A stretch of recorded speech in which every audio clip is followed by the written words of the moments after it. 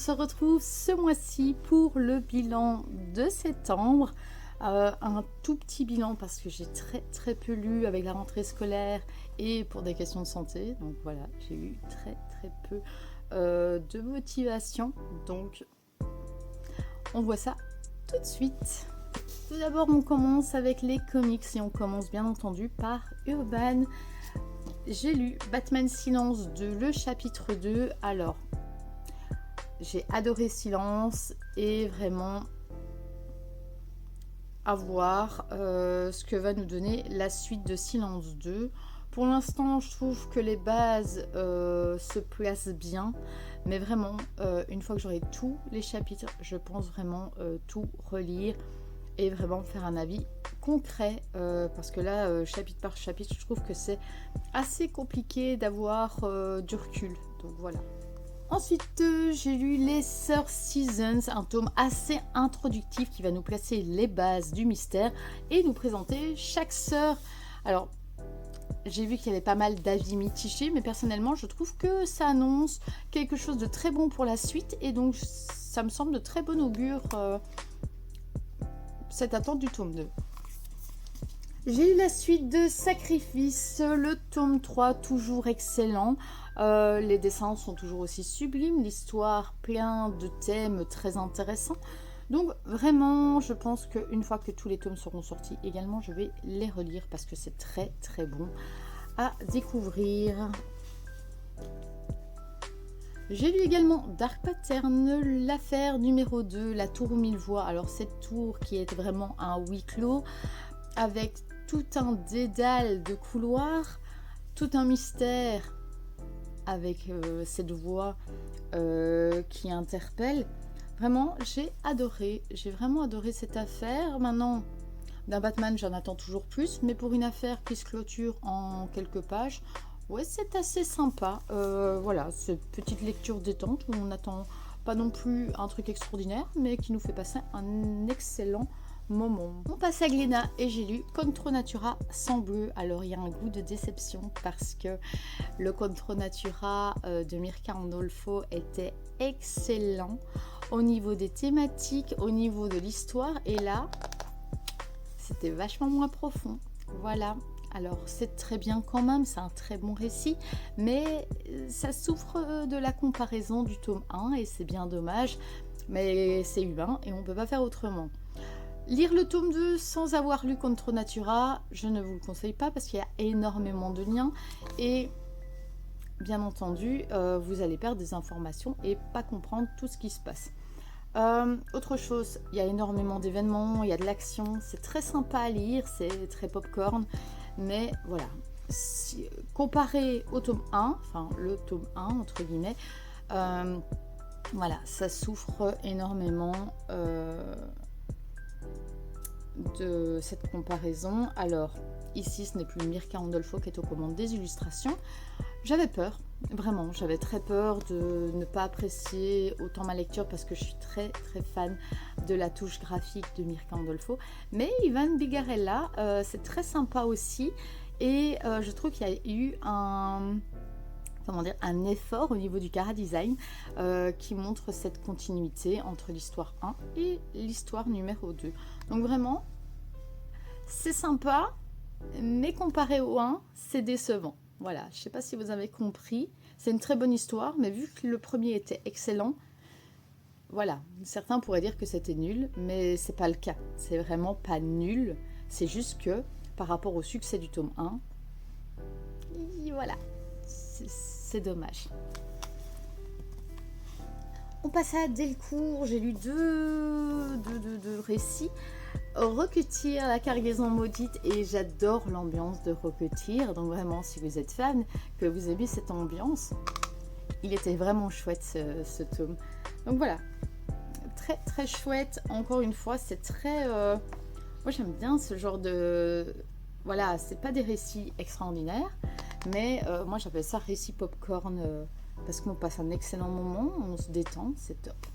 Voilà, on n'attend pas plus, c'est génial. J'ai lu The Big Burn. Alors, The Big Burn, j'avais extrêmement peur parce que il y a eu énormément de promotions de la part de Delcourt. Et quand il y a énormément de promotions, généralement, ça pue, surtout dans le manga. Ici, on est dans la BD, le comics. Donc, je me suis dit, peut-être que... Donc, j'en attendais rien, en fait. Je m'attendais à un truc, voilà, nul. Sauf qu'en fait, j'ai passé un très très bon moment avec ce récit. Alors, j'ai vu énormément de critiques qui disent ouais, les personnages ils sont pas attachants, machin. Il n'y a qu'un tome. Il y a très peu de pages pour qu'on puisse s'attacher vraiment aux personnages. Le but c'était pas ça. Le but c'était une histoire avec un pacte, avec des âmes. Moi j'ai trouvé ça bien sympa. Voilà, si on s'en tient au postulat de départ, oui, le contrat il est rempli. Donc vraiment très chouette récit en un tome, donc vraiment moi je suis satisfaite, je m'attendais à rien et finalement voilà, chouette récit. Donc je vous le conseille si vous voulez offrir un cadeau à quelqu'un qui aime bien ce genre de récit avec des pactes, avec des casinos, avec des bandits, des voleurs. Donc voilà, pourquoi pas. Coup de cœur chez 404 graphiques, j'ai lu Drôme. Alors Drôme, c'était vraiment bien sympathique parce que cet art séquentiel est vraiment mis en avant, parce qu'il y a très peu de narration, narration textuelle. La narration se fait avec les illustrations, donc superbe. On va parler de la création du monde et de l'homme en rappelant les vices de l'homme avec cette violence très primaire. Voilà. Donc, il y a une mi-déesse, une demi-déesse. Waouh! Il y a une demi-déesse qui va émerger de la terre et offrir un message de paix. Mais les hommes vont-ils l'écouter? Voilà, vous en doutez. Mais c'était très très sympa comme récit. Je suis très satisfaite. D'ailleurs, pour octobre, j'ai reçu L'amour et la vermine et je peux vous dire que ce recueil d'illustrations est vraiment sympa. Également, je trouve que 404 a vraiment des pépites dans son catalogue. Alors, pas toutes au même niveau, mais vraiment, elles ont toutes un message et ça, j'adore en fait. Voilà, je trouve que c'est des lectures assez intelligentes, donc voilà, moi je suis contente. J'ai lu petit ovni littéraire, j'ai lu Photo d'une Tesla en feu des éditions Lagrume. Alors quand on me l'a proposé, je me suis dit tiens, pourquoi pas, ça avait l'air sympa. Alors j'ai pas regardé les images et puis je l'ai reçu, là, je me suis dit what, pas du tout mon style. Par contre, moi qui donne un cours sur la désobéissance civile à mes élèves,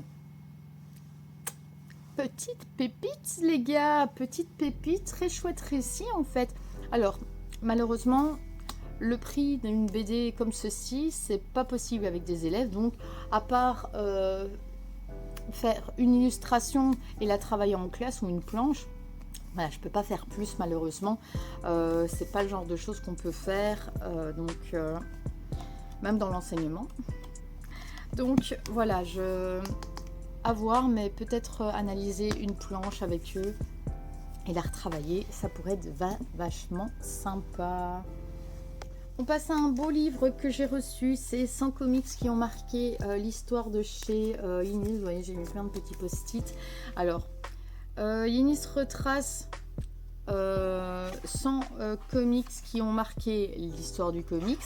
Alors, je me rendais pas compte que j'en avais lu autant parce que clairement, il y en a énormément que j'ai déjà lu et j'étais assez contente de voir que j'avais quand même une très bonne culture comics. Je m'attendais pas en connaître autant, donc je suis assez contente, j'étais fière de moi. Donc on revient sur des titres comme Swamp Thing, Conan le Barbare, les X-Men.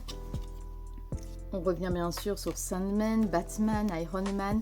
Voilà, il y a énormément V pour Vendetta. Clairement, celui-là, on peut pas passer à côté. Voilà, énormément de titres que j'ai lus. Et bien sûr des titres qui sont dans ma wishlist, que j'aimerais bien lire. On parle de Saga également, Saga qui est vraiment un des titres que je vous conseille, que je n'ai toujours pas terminé d'ailleurs, mais que je vous conseille. Ça pourrait être un chouette challenge de faire les 100 comics et et de voir combien on en lit. Enfin, oui. Voilà. Mais je suis très très contente de ce livre, c'est très sympa parce que chaque fois on vous parle un peu du récit et des thématiques qui sont abordées dedans, l'impact que le récit a eu, donc ouais, très très sympa. On va passer à la suite. J'ai reçu de chez Dargo, Yum, le tome 2. Toujours un très très bon récit. Camille Broutin nous emmène vraiment dans un mystère profond, parce que clairement, je me demande vraiment où elle nous emmène, mais très sympa. J'aime bien sa manière d'aborder le survival avec des ados. C'est cool, vraiment très très sympa. Au niveau des BD, j'ai lu Saudade. Voilà. Alors en fond, un cinéma, des bandits, des flics ripoux, un couple en pleine réflexion et un couple qui est en train de naître. Et voilà, nous avons les éléments de fond de cette histoire qui est vraiment très sympa. Je dois dire, c'est un de mes titres préférés pour l'instant de chez Sarbacane, parce que j'aime beaucoup la nostalgie qui s'en dégage des vieux. Chez Dargo, j'ai lu deux récits assez poignants, je dois dire, pour ma part. J'ai lu Obsession. Alors, Obsession, c'est un récit qui, à la base, je pensais que ça parlait de romance, d'une fille qui venait de se faire jeter et qui partait en voyage toute seule, vu que les tickets étaient achetés. Donc je me suis dit, waouh, ça peut être vraiment pour moi ça. Et finalement, oui, il y a bien un voyage, mais c'est plutôt une introspection sur toutes les histoires qu'elle a vécues et ses premières relations, comment ça s'est passé, comment ça s'est mal passé surtout, et pourquoi elle est devenue la femme qu'elle est aujourd'hui. Voilà, c'était très poignant, j'ai dû m'arrêter plusieurs fois pour cette lecture. Voilà, je m'y attendais pas. Maintenant, ça reste une très très bonne lecture pour ma part. Donc voilà, j'ai adoré, j'ai vraiment adoré cette lecture. Alors, les cheveux d'Edith, très très bon récit également. Petite pépite, un devoir de mémoire pour ma part. L'histoire d'une jeune femme qui n'a plus ses cheveux et toute la symbolique qu'il y a autour après avoir survécu à l'enfer des camps de Birkenau. Donc vraiment très très très très beau récit avec ce fond sépia magnifique. Donc voilà, un récit que je vous conseille. Maintenant, j'ai vu aussi des avis qui disaient que c'était survolé. Alors oui, ça aurait pu être beaucoup plus profond comme histoire, mais je trouve qu'il y avait déjà une charge émotionnelle énorme. Voilà, maintenant peut-être que c'est parce que je donne aussi des cours d'histoire et donc que je parle parfois non, chaque année de la Deuxième Guerre et de ses conséquences que ça me touche plus. Je ne sais pas du tout, mais voilà, très très très bon récit, très touchant récit. J'ai reçu de chez Panini et c'est un coup de cœur, c'est Lover's Kiss. Donc Akimi Yoshida qui est l'autrice de Banana Fish et de Asha. Alors moi c'est mon premier titre de la mangaka et franchement coup de cœur sur sa manière d'amener les choses, les thématiques qu'elle aborde. Voilà, j'aime beaucoup son trait, et un petit côté rétro et en même temps très très moderne à la fois. Voilà, j'ai adoré ce récit qui aborde trois relations bien différentes et voilà, très très beau. Voilà une des illustrations que je trouve très belle. Chez Mangetsu, Suigen Dragon and Tiger Boogie, le tome 2, et c'était très sympa. J'aime beaucoup l'ambiance de ce récit jazz et en même temps il y a un drame autour de l'histoire de la jeune fille, donc vraiment très très cool. Qui a vu le pendancé de chez Akata, un thriller bien sympa qui est aussi sur Netflix. Donc voilà, si vous n'avez pas envie d'acheter le manga, il y a toujours la série que j'ai continuée, alors que j'avais dit que je ne la regarderais pas tant que la série n'était pas finie. Série en 7 tomes d'ailleurs. Mais voilà, j'aime beaucoup le mystère autour de cette jeune femme. Très très cool. Chez Kyun, j'ai lu Les Carnets de l'apothicaire, le tome 15. Alors, grosse frustration parce qu'on est beaucoup plus à l'avance dans l'animé. Et donc, voilà, petite déception parce que je sais ce qui va se passer. Donc, j'ai plus feuilleté que lu. Voilà. Mais bon, il va me falloir tous les tomes parce que c'est une série que j'aime bien. Mais voilà, petite déception. Les dessins sont toujours aussi beaux d'ailleurs. Mais voilà. Autre série pour laquelle j'avais eu un coup de cœur pour le tome 1, c'est Great Kaiju Great Tama. Tome 2, j'ai encore adoré, j'aime beaucoup l'univers avec ces kaiju, en même temps dramatique et dans un autre sens un petit côté Pokémon, vu que les kaiju apparaissent d'une manière assez spéciale. Je vous en dis pas plus, mais vraiment foncez parce que c'est vraiment sympathique.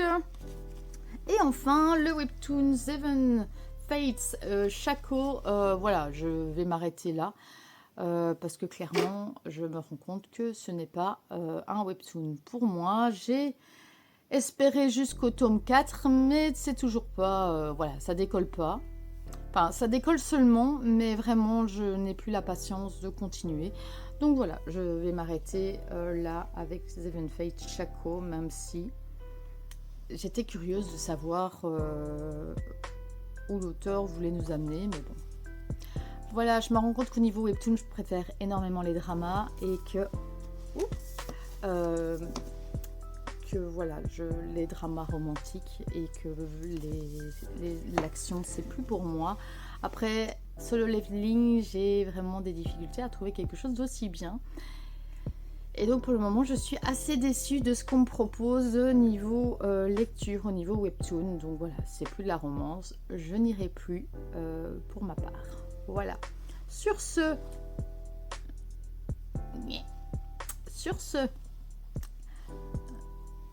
je vous laisse. Je vous souhaite à tous une bonne semaine ou un bon week-end. Des bisous. Bye bye.